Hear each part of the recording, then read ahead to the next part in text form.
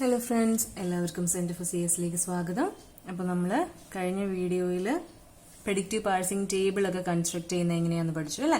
ഫസ്റ്റും following ഒക്കെ വെച്ച് നമ്മൾ ടേബിൾ കൺസ്ട്രക്ട് ചെയ്തു. ഇനി നമുക്ക് പഠിക്കാനുള്ളതെന്ന് പറയുന്നത് പ്രെഡിക്റ്റീവ് പാർസിംഗിന്റെ സ്റ്റാക്ക് ഇംപ്ലിമെന്റേഷൻ ആണ്. അപ്പോൾ നമ്മൾ നോർമലി സ്റ്റാക്കിനകത്ത് വാല്യൂസ് അങ്ങനെ തന്നെ ഇൻപുട്ട് ചെയ്ത് കയറ്റുവാണ് ചെയ്യുന്നത്. പക്ഷേ ഇവിടെ സ്റ്റാക്ക് ഇംപ്ലിമെന്റേഷൻ ഒരു പ്രത്യേകത എന്ന് പറഞ്ഞു കഴിഞ്ഞാൽ നമ്മൾ വാല്യൂസ് റിവേഴ്സ് ഓർഡറിലാണ് സ്റ്റാക്കിനകത്തേക്ക് പുഷ് ചെയ്ത് വെക്കുന്നത്. നമുക്കിവിടെ നമ്മുടെ പ്രെഡിക്റ്റീവ് ടേബിൾ കൺസ്ട്രക്ട് ചെയ്ത് സെയിം പ്രൊഡക്ഷൻസ് തന്നെ എടുക്കാം.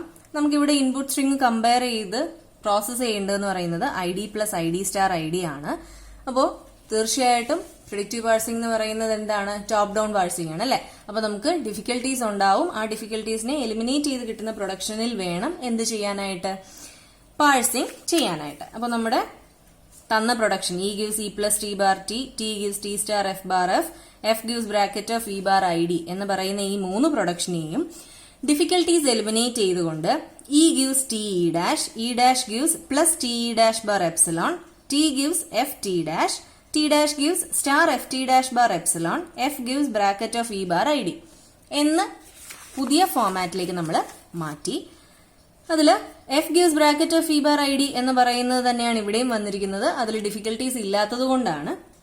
അപ്പൊ ഇനി നമുക്ക് സ്റ്റാക്ക് ഇംപ്ലിമെന്റേഷന്റെ ടേബിൾ ആണ് വരയ്ക്കേണ്ടത്. അതിൽ വരയ്ക്കേണ്ടതെന്ന് പറയുന്നത് സ്റ്റാക്ക്, ഇൻപുട്ട് ബഫർ, ആക്ഷൻ. നമ്മൾ എന്ത് ആക്ഷൻ ആണ് ആ ഒരു പർട്ടിക്കുലർ സ്റ്റെപ്പിൽ പെർഫോം ചെയ്തത് എന്നുള്ളതും കൂടിയാണ് ഇവിടെ 3 കോളം കൊണ്ട് ഉദ്ദേശിക്കുന്നത്. അപ്പൊ സ്റ്റാക്ക് കറന്റ്ലി ഇപ്പോ എംറ്റി ആണ്. അപ്പൊ നമ്മൾ എംറ്റി ആയിട്ടുള്ള സ്റ്റാക്കിനെ ഡോളർ വെച്ച് റെപ്രസെന്റ് ചെയ്യുന്നു. ഇൻപുട്ട് ബഫറും ഇപ്പോൾ എംറ്റി ആണ്. അവിടെയും നമ്മൾ എന്താണ്? ഡോളർ സിമ്പിൾ വെച്ച് എംറ്റി സ്റ്റാക്കിനെ റെപ്രസെന്റ് ചെയ്യുന്നു. ആക്ഷൻ ഇപ്പൊ തൽക്കാലം ഒരു ആക്ഷനും എടുത്തിട്ടില്ല, കാരണം അവിടെ വാല്യൂസ് ഇല്ലല്ലോ. നമുക്ക് ഇനി സ്റ്റാക്കില് നമ്മുടെ സ്റ്റാർട്ട് സിമ്പിള് വെക്കാം. സ്റ്റാർട്ട് സിമ്പിൾ ഏതാണ്? എന്റെ സ്റ്റാർട്ട് പ്രൊഡക്ഷന്റെ ഇടത് ഭാഗത്ത് കിടക്കുന്ന നോൺ ടെർമിനലാണ് സ്റ്റാർട്ട് സിമ്പിൾ എന്ന് പറയുന്നത്. അപ്പോൾ ഇതാണ് എന്റെ സ്റ്റാർട്ട് പ്രൊഡക്ഷൻ അല്ലെ. ഏറ്റവും ആദ്യം കിടക്കുന്ന പ്രൊഡക്ഷൻ ആണ് സ്റ്റാർട്ട് പ്രൊഡക്ഷൻ. നിങ്ങൾ ക്വസ്റ്റ്യൻ പേപ്പറിലുള്ള ഓർഡറിൽ തന്നെ പ്രൊഡക്ഷൻസ് എടുത്ത് എഴുതുക. ഓർഡർ തെറ്റിക്കരുത്. ഓർഡർ തെറ്റിക്കുകയാണെങ്കിൽ പലപ്പോഴും നമുക്ക് ഉത്തരം മാറിപ്പോവും. കാരണം SLR പാഴ്സറും ബാക്കിയുള്ള ബോട്ടം അപ്പ് പാഴ്സേഴ്സും ഒക്കെ ചെയ്യുമ്പോൾ നമുക്ക് പ്രൊഡക്ഷന്റെ ഓർഡർ വളരെ ഇമ്പോർട്ടന്റ് ആണ്. അപ്പൊ എന്റെ സ്റ്റാർട്ട് സിമ്പിൾ E ആണ്. ഞാൻ ഡോളർ കഴിഞ്ഞിട്ട് ഈ സ്റ്റാക്കിലേക്ക് പുഷ് ചെയ്തു. ഇനി ഇൻപുട്ട് ബഫർ വേണമല്ലോ. ഇൻപുട്ട് ബഫറിൽ വാല്യൂ ഉണ്ടെങ്കിലല്ലേ നമുക്ക് കമ്പയർ ചെയ്യാൻ പറ്റുള്ളൂ. അപ്പൊ എന്റെ ഇൻപുട്ട് ബഫറിൽ വെക്കുന്ന value ID plus ID star ID dollar ആണല്ലോ. ആണ്. ഇനി നമുക്ക് എന്ത് ചെയ്യാം? കമ്പയർ ചെയ്യാം. കമ്പയർ ചെയ്യുന്ന ഒരേ എലമെന്റ്സ് ആണെങ്കിൽ അതിനെ എന്ത് ചെയ്യുക? പോപ്പ് ചെയ്താണ് നമ്മൾ നമ്മുടെ വാല്യൂസിനെ പ്രോസസ് ചെയ്യുന്നത്. അപ്പൊ ആദ്യത്തെ എലമെന്റ്, സ്റ്റാക്കിലെ ആദ്യത്തെ എലമെന്റ് നോൺ ടെർമിനൽ ഇയും ഇൻപുട്ട് ബഫറിലെ ആദ്യത്തെ എലമെന്റ് IDയും തമ്മിൽ കമ്പയർ ചെയ്തു. അപ്പൊ രണ്ടുപേരെയും തമ്മിൽ കമ്പയർ ചെയ്തപ്പോൾ എൻറ്റയർലി ഡിഫറെന്റ് ആയിട്ടുള്ള കാര്യങ്ങളാണ് അല്ലെ. ഒരു നോൺ ടെർമിനലും ഒരു ടെർമിനലും ആണ്. ഒരിക്കലും നമുക്ക് ഒരു സെയിം വാല്യൂ ആണ് എന്ന് പറയാൻ പറ്റില്ല. അപ്പോ നമ്മുടെ സ്റ്റാക്കിലുള്ള E എന്ന് പറയുന്ന നോൺ ടെർമിനലിനെ അതിന്റെ പ്രൊഡക്ഷൻ വെച്ച് നമുക്ക് സബ്സ്റ്റിറ്റ്യൂട്ട് ചെയ്യാം. കാരണം നമുക്ക് ID തന്നെ വേണം. ഇൻപുട്ട് ബഫറിലെ വാല്യൂ തന്നെ സ്റ്റാക്കിൽ ഉണ്ടെങ്കിൽ മാത്രമേ അത് നമുക്ക് പോപ്പ് ചെയ്ത് കളയാൻ സാധിക്കുകയുള്ളൂ. അപ്പോൾ ഇയുടെ production E gives T E dash ആണ്. ഞാൻ ആദ്യമേ പറഞ്ഞു നമ്മുടെ സ്റ്റാക്കിലേക്ക് നമ്മൾ റിവേഴ്സ് ആയിട്ടാണ് വാല്യൂനെ വെക്കുന്നത് എന്ന്. അപ്പൊ നോർമലി നമ്മൾ T ആദ്യം വെക്കും, പിന്നെ E dash വെക്കും, അങ്ങനെയാണ് അല്ലേ. പക്ഷെ ഇവിടെ നമ്മൾ ആദ്യം വെക്കുന്നത് E dash ആണ്, രണ്ടാമത് വെക്കുന്നതാണ് T. തിരിച്ച് റിവേഴ്സ് ഓർഡറിൽ അല്ലെ. ഇനി എന്ത് ചെയ്യുക? ID plus ID star ID dollar വീണ്ടും എഴുതുക. അപ്പൊ ആക്ഷൻ സൈഡിൽ നമ്മൾ എഴുതേണ്ടത് നമ്മൾ വെച്ച പ്രൊഡക്ഷൻ അത് കറക്റ്റ് ഓർഡറിൽ തന്നെ എഴുതണം കേട്ടോ. എങ്ങനെയാണ്? E gives T E dash. ആ പ്രൊഡക്ഷനെയാണ് നമ്മൾ E dash T എന്ന് റിവേഴ്സ് ചെയ്തിട്ട് വെച്ചിരിക്കുന്നത്. അപ്പൊ ഇപ്പൊ സ്റ്റാക്കിന്റെ ടോപ്പിൽ T ആണ്. ടിയെയും IDയെയും തമ്മിൽ നമ്മൾ കമ്പയർ ചെയ്തു. ടിയെയും IDയെയും തമ്മിൽ നമ്മൾ കമ്പയർ ചെയ്തപ്പോൾ വീണ്ടും ഒരു നോൺ ടെർമിനലും ടെർമിനലുമാണ്. നമുക്ക് ഒരിക്കലും എന്ത് ചെയ്യാൻ പറ്റില്ല? പോപ്പ് ചെയ്യാൻ പറ്റില്ല. സോ ഡോളർ E ഡാഷ് അവിടെ തന്നെ ഇരുന്നുകൊള്ളട്ടെ.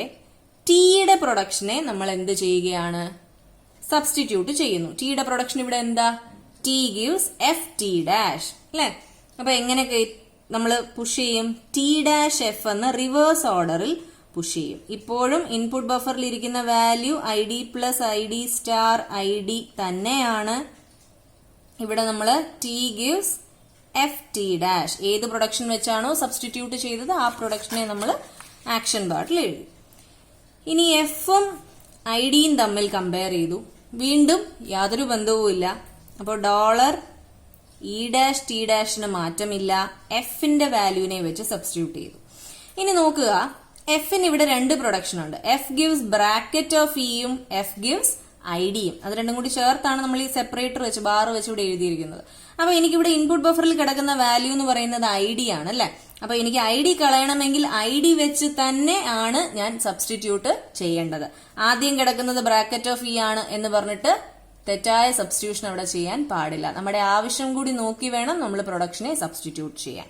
ഓക്കെ, ഇവിടെ നമുക്ക് വേറെ ഓപ്ഷൻ ഒന്നും ഇല്ല. ആ ഒരൊറ്റ വാല്യൂ മാത്രമേ ഉണ്ടായിരുന്നുള്ളൂ. അപ്പൊ നമ്മളിവിടെ എഫ് ഗീവ്സ് ഐ ഡി എന്ന് പറയുന്ന ടെർമിനലിനെ വെച്ച് സബ്സ്റ്റിറ്റ്യൂട്ട് ചെയ്യുന്നു. I D plus I D star I D dollar തന്നെയാണ് value. So F gives I D. ഇവിടെ ഐ ഡിയും സെയിം എലമെന്റ്സ് വന്നു അല്ലെ. അപ്പൊ സെയിം എലമെന്റ്സിന് വന്നപ്പോ നമുക്ക് തീർച്ചയായിട്ടും എന്ത് ചെയ്യാം? പോപ്പ് ചെയ്യാം. അപ്പൊ നമ്മൾ ഇൻപുട്ട് ബഫറിൽ നിന്നും സ്റ്റാക്കിൽ നിന്നും ആ ടെർമിനൽ വാല്യൂവിനെ പോപ്പ് ചെയ്ത് കളഞ്ഞു. അപ്പൊ ഇൻ സ്റ്റാക്കിൽ ബാക്കിയുള്ളത് ഡോളർ ഇ ഡാഷ് ടി ഡാഷും ഇവിടെ ആദ്യത്തെ ഈ ഐ ഡി പോയില്ലേ? പോയി. അപ്പൊ ഇനി ബാക്കി plus I D star I D dollar ആണ് ഉള്ളത്. ഇനി നമ്മൾ കമ്പയർ ചെയ്യാൻ പോകുന്നത് ടി ഡാഷും പ്ലസും തമ്മിലാണ്. എന്തെങ്കിലും ബന്ധമുണ്ടോ? ടി ഡാഷ് എന്ന് പറയുന്നത് ഒരു നോൺ ടെർമിനലും പ്ലസ് എന്ന് പറയുന്നത് ഒരു ടെർമിനലും ആണ്. ഒരു സിമിലാരിറ്റിയും ഇല്ല. അപ്പോൾ എഗെയിൻ നമ്മൾ ടി ഡാഷിന്റെ വാല്യൂ വെച്ച് സബ്സ്റ്റിറ്റ്യൂട്ട് ചെയ്യുന്നു. നോക്കുക, ടി ഡാഷിന്റെ വാല്യൂ എന്ന് പറഞ്ഞ് ഇവിടെ കിടക്കുന്നത് എന്താണ്? സ്റ്റാർ എഫ് ടി ഡാഷും എപ്സിലോണും ആണ്. എനിക്കിവിടെ വേണ്ടത് പ്ലസ് ആണ്. അപ്പൊ ഞാൻ സ്റ്റാർ എഫ് ടി ഡാഷിനെ റിവേഴ്സ് ഓർഡറിൽ കൊണ്ട് പുഷ് ചെയ്ത് വെച്ചിട്ട് കാര്യമുണ്ടോ? സ്റ്റാറും പ്ലസും രണ്ട് ഡിഫറെന്റ് ഓപ്പറേറ്റേഴ്സ് അല്ലേ. എന്നാൽ എനിക്ക് ടി ഡാഷിനെ മാറ്റിയെങ്കിൽ മാത്രമേ, ആർക്കാണ് ഇവിടെ പ്ലസ് ഉള്ളത്? ഇ ഡാഷിന് പ്ലസ് ഉണ്ട് അല്ലെ. അപ്പൊ ഇ ഡാഷിന് വാല്യൂ വെക്കണമെങ്കിൽ ആര് വഴിയിൽ നിന്ന് എനിക്ക് മാറിത്തരണം? T dash മാറിത്തരണം. അപ്പൊ ടി ഡാഷിനെ മാറ്റണമെങ്കിൽ എന്ത് വെച്ച് സബ്സ്റ്റിറ്റ്യൂട്ട് ചെയ്യണം? എം ടി സ്ട്രിംഗ് ആയ ടി ഡാഷിന്റെ മറ്റൊരു പ്രൊഡക്ഷനായ എപ്സിലോൺ വെച്ച് സബ്സ്റ്റിറ്റ്യൂട്ട് ചെയ്യണം. അപ്പൊ ഇവിടെ എപ്സിലോൺ വന്നു. Plus I D star I D ഡോളറിന് മാറ്റമില്ല. അപ്പോ ടി ഡാഷ് ഗിവ്സ് എപ്സിലോൺ. ഇവിടെ എഴുതണമെന്ന് നിർബന്ധമില്ല. എം ടി ആയിട്ട് വെറുതെ വിട്ടിരുന്നാലും മതി. നിങ്ങൾക്ക് മനസ്സിലാവാൻ വേണ്ടിയിട്ട് ഞാനിവിടെ എപ്സിലോൺ വെച്ചു എന്നേ ഉള്ളൂ കേട്ടോ. അപ്പോ ഡോളർ ഇ ഡാഷും പ്ലസും തമ്മിൽ കമ്പാരിസൺ നടത്തി. ഇ ഡാഷും പ്ലസും തമ്മിൽ കമ്പാരിസൺ നടത്തിയിട്ട് എന്തെങ്കിലും പ്രയോജനമുണ്ടോ? ഇല്ല. എനിക്കൊരു ടെർമിനൽ പ്ലസ് ആണ് വേണ്ടത്. അപ്പൊ ഇ ഡാഷിന്റെ പ്രൊഡക്ഷനായ പ്ലസ് ടി ഡാഷ് എന്ന് പറയുന്ന വാല്യൂവിനെ ഇ ഡാഷ് ടി പ്ലസ് എന്ന റിവേഴ്സ് ഓർഡറിൽ ഞാൻ എന്റെ സ്റ്റാക്കിലേക്ക് പുഷ് ചെയ്തു. എനിക്ക് ഇവിടെയും പ്ലസ് കിട്ടി, ഇവിടെയും പ്ലസ് കിട്ടി. അപ്പൊ ഇവിടെ എഴുതാം E dash gives plus T dash. ഇപ്പൊ എനിക്ക് രണ്ടും സെയിം ടെർമിനൽ ആണ്. പോപ്പ് ചെയ്ത് കളയാം. ഇപ്പൊ ഡോളർ ഇ ഡാഷ് ടി ആണ് എന്റെ സ്റ്റാക്കിലുള്ളത്. ഇവിടെ remaining I D star I D dollar ആണ്. അപ്പോൾ വീണ്ടും ടിയും ഐ ഡിയും തമ്മിൽ കമ്പയർ ചെയ്തു. യാതൊരു വിധ സിമിലാരിറ്റിയും ഇല്ല. അപ്പോൾ ടിയുടെ പ്രൊഡക്ഷനായ എന്താണ്? F T dash. അപ്പൊ അതിനെ റിവേഴ്സ് ഓർഡറിലേക്ക് ടി ഡാഷ് എഫ് എന്ന് പറഞ്ഞു വെച്ചു. I D star I D dollar മാറ്റമില്ല. ഇവിടെ ഞാൻ എഴുതേണ്ടത് T gives F T dash. എഫും ഐ ഡിയും തമ്മിൽ കമ്പയർ ചെയ്തു, ഒരു ഫലവും ഇല്ല. അപ്പൊ എഫിന്റെ പ്രൊഡക്ഷനായ ആരെ ഞാൻ വെച്ചു? ഐ ഡിയെ വെച്ചു. I D star I D dollar F gives I D. രണ്ടുപേരെയും കമ്പയർ ചെയ്തപ്പോൾ സിമിലാരിറ്റി ഉണ്ട്. അപ്പൊ dollar E dash T dash I D പോയി. ഇനി ഇവിടെ സ്റ്റാർ ഐ ഡി ഡോളർ ആണ് ബാക്കിയുള്ളത്. അപ്പൊ ഇനി എന്താ ചെയ്യണ്ടേ? ടി ഡാഷിന്റെ ഈ production star F T dash അല്ലെ, ഇ ഡാഷ് അപ്പോ T dash F star star I D dollar. ഞാനിവിടെ എന്താ എഴുതണ്ടേ? T dash gives star F T dash. അപ്പോൾ സ്റ്റാറും തമ്മിൽ കമ്പയർ ചെയ്തു. Dollar E dash T dash F അത് പോയി. സ്റ്റാർ മാറിയില്ലേ? സ്റ്റാർ മാറിയിട്ട് ഇനി ഇവിടെ ഇത് വന്നു. ഇനി എഫും ഐ ഡിയും തമ്മിൽ കമ്പയർ ചെയ്തു. സിമിലാരിറ്റി ഇല്ല. അപ്പൊ എഫിന്റെ ഐ ഡി സബ്സ്റ്റിറ്റ്യൂട്ട് ചെയ്യുക. I D dollar F gives I D. അപ്പൊ ഐ ഡിയും തമ്മിൽ കമ്പയർ ചെയ്തപ്പോ സിമിലാരിറ്റി ഉണ്ട്. അപ്പൊ എനിക്ക് പോപ്പ് ചെയ്ത് മാറ്റാൻ സാധിക്കും. E dash T dash. ഇനി ഡോളറേ ഉള്ളൂ. ഇനി ഇൻപുട്ട് ബഫറിൽ ഒന്നും ഇല്ല. അപ്പൊ കമ്പയർ ചെയ്യാൻ ഇനി ഒന്നും ഇല്ല. പക്ഷെ സ്റ്റാക്കിൽ ഇപ്പോഴും 2 നോൺ ടെർമിനലുകൾ ഇരിപ്പുണ്ട് അല്ലെ.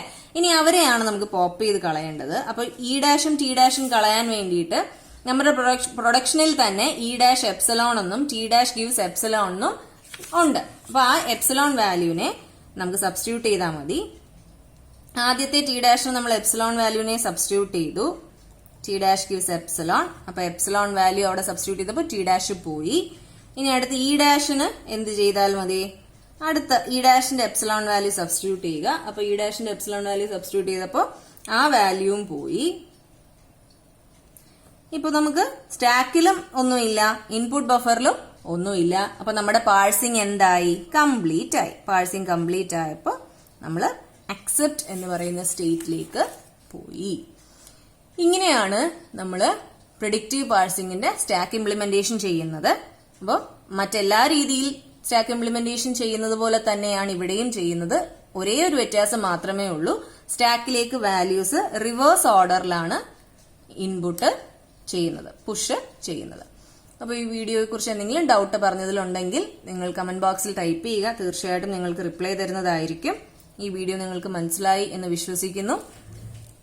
നിങ്ങൾക്ക് ഇഷ്ടമായെങ്കിൽ ലൈക്ക് ചെയ്യുക, നിങ്ങളുടെ ഫ്രണ്ട്സിന് ഷെയർ ചെയ്യുക.